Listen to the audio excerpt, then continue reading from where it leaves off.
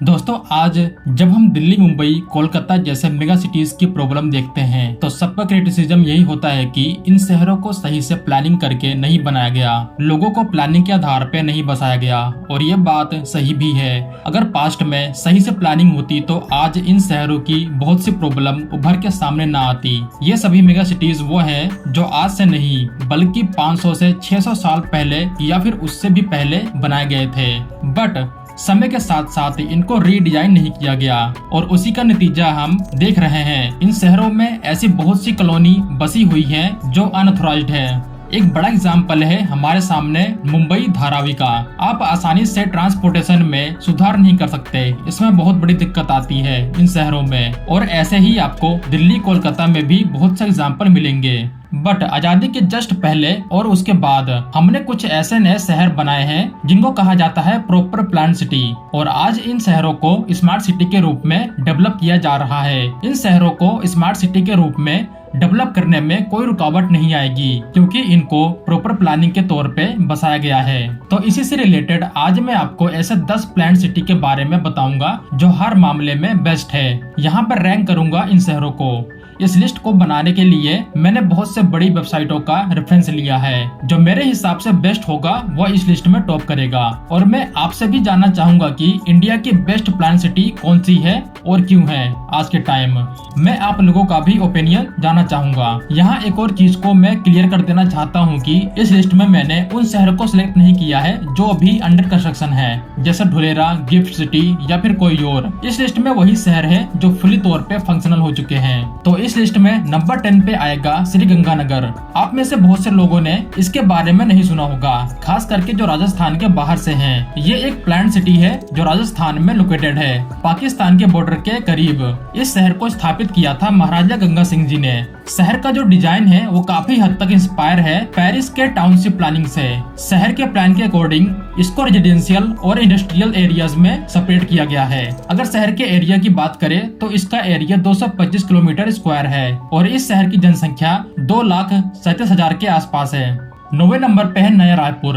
एक ऐसा शहर है जो फुल्ली ग्रीनफील्ड स्मार्ट सिटी के रूप में डेवलप किया गया है। इस शहर को कहा जाता है इंडिया का पहला फुल्ली इंटीग्रेटेड स्मार्ट सिटी। इस शहर की खास बात यह है कि यहाँ पे ओपन स्पेस का बहुत ज्यादा ख्याल रखा गया है, जो मुझे खास तौर पे पसंद है। पूरे शहर के आधे एरियाज में आपको सिर्फ रोड और ओपन स्पेस मिलेंगे, जिसकी वजह से इस शहर की जो हवा है वो शुद्ध रहती है। शहर में ऐसे बहुत से जलाशय बनाए गए हैं जिनको रेन वाटर हार्वेस्टिंग के लिए यूज किया जाता है। सीवेज ट्रीटमेंट प्लांट भी बनाए गए हैं जो फ्री तौर पे पूरे शहर के लिए काम करते हैं। वैसे इस शहर के ऊपर मैंने एक डिटेल वीडियो बनाई है जिसको आप देख सकते हैं, लिंक डिस्क्रिप्शन में मिल जाएगा। इस शहर में आपको वो हर सुविधा मिलेगी जो एक स्मार्ट सिटी में मिलनी चाहिए, लेकिन फिर भी मैंने इसको 9th पोजीशन पे रखा है। उसके पीछे एक कारण है। इस शहर में आपको सब कुछ मिलेगा लेकिन लोग नहीं मिलेंगे।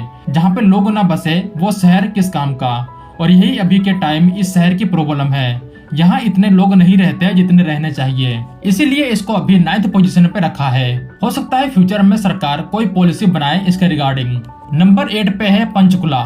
दोस्तों पंचकुला एक छोटा शहर है जिसका डिजाइन ऐसा है कि ये आपको बहुत हद तक यूरोपियन शहरों की वाइब देता है। इस शहर को बनाया गया है चंडीगढ़ के पास।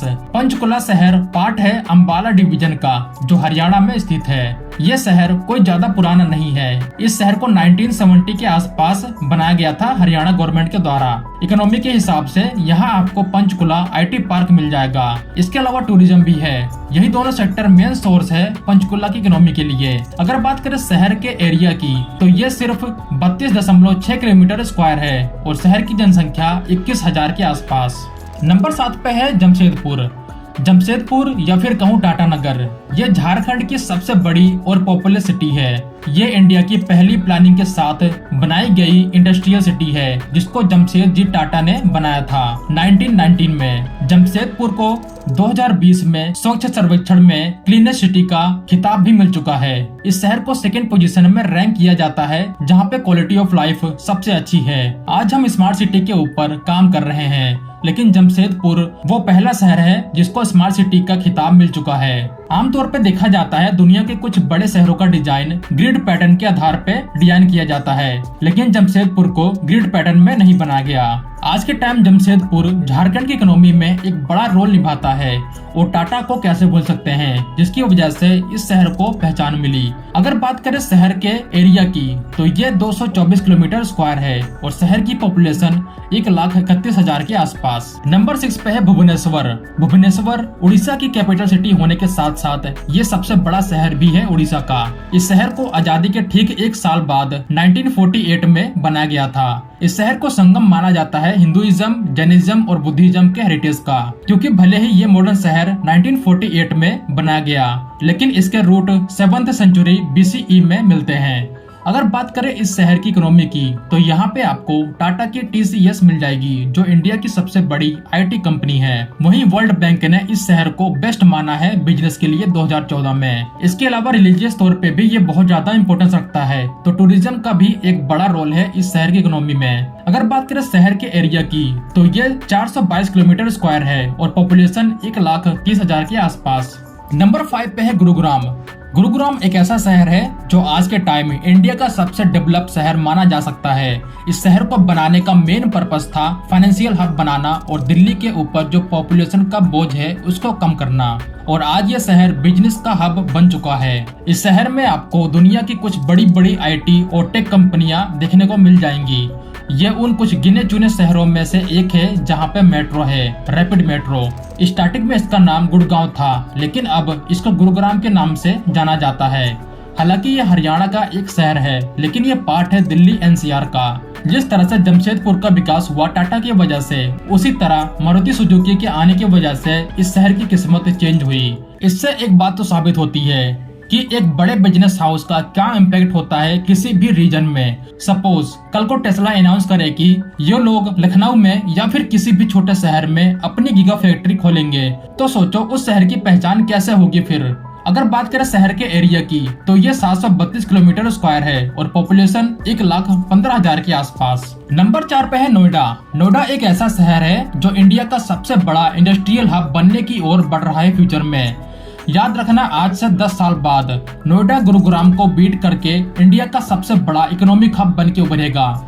मैं ऐसा क्यों बोल रहा हूँ, उसके पीछे बहुत से रीजन हैं, जिसको मैं एक सेपरेट वीडियो में डिटेल में बताऊंगा। गुरुग्राम की तरह नोएडा भी पार्ट है दिल्ली NCR का, जिसका पूरा नाम है new Okhla industrial development authority, जो एक प्लान्ड इंडस्ट्रियल सिटी है जिसको गौतम बुद्ध नगर में बसाया गया है। इंडस्ट्रियल सिटी के साथ साथ नोएडा इंडिया का सबसे बड़ा ग्रीनेस्ट सिटी भी है, क्योंकि इसका 50% एरिया सिर्फ ग्रीन है। 2015 में ABP न्यूज की तरफ से बेस्ट सिटी का खिताब भी दिया जा चुका है। अगर बात करें शहर के एरिया की तो ये 203 किलोमीटर स्क्वायर है और पॉपुलेशन 63,000 के आसपास। इसके साथ साथ ग्रेटर नोएडा भी है, जिसको कैसे भूल सकते हैं। और यहीं पे एशिया का दूसरा सबसे बड़ा एयरपोर्ट भी बनाया जा रहा है, जिसका नाम है अभी के लिए जेवर एयरपोर्ट।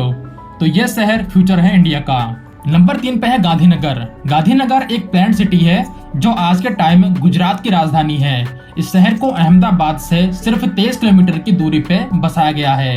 अगर आप इस शहर को देखें तो ये एक प्रॉपर शहर दिखता है। इसके ग्रिड पैटर्न से पता चल जाता है कि इस शहर को पूरी तरह से प्लानिंग करके बनाया गया है। इस तरह से ग्रिड पैटर्न डिजाइन में एरियाज को सेक्टर में डिवाइड किया जाता है और यहाँ भी आपको सेक्टर मिल जाएंगे। इतने अच्छे डिजाइन की वजह से ये शहर दिखने में भी खूबसूरत लगता है।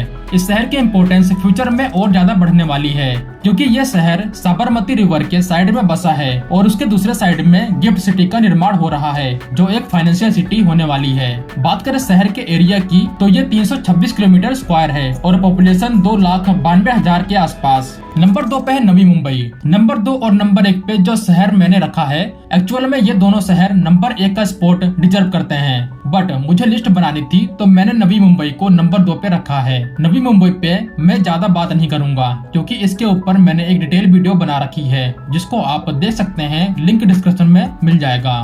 तो बिना किसी देरी के देखते हैं नंबर 1 पे कौन सा शहर है। नंबर 1 पे मैंने रखा है चंडीगढ़ को। इस शहर की सड़कें आपको पेरिस की याद दिला देंगी। इतनी ग्रीनरी है इस शहर में, आपको लगेगा कि आप किसी यूरोपियन सिटी में हैं। मैप में देखिए, पूरा ग्रिड पैटर्न से डेवलप किया गया है इस शहर को। हर मामले में यह शहर टॉप पे है। आप चाहे यहाँ की सड़कें देखें या फिर घर, और शायद इसीलिए इस शहर को सिंगापुर के बाद दुनिया का दूसरा सबसे बेस्ट प्लान्ड सिटी माना जाता है। 2017 में ये लिस्ट आई थी और इसीलिए मैंने इसको नंबर 1 ब्रेक पे रखा है। वेल ये तो मैंने इन शहरों के बारे में बताया। फ्यूचर में इन शहरों के ऊपर डिटेल वीडियो लेकर आऊंगा। इनके बनने के पीछे क्या कहानी थी और इनके सक्सेस होने के पीछे क्या क्या फैक्टर थे, इन सभी पे बात होगी। तो आज के लिए बस इतना ही, मिलते हैं एक नई वीडियो के साथ। तब तक के लिए जय हिंद दोस्तों।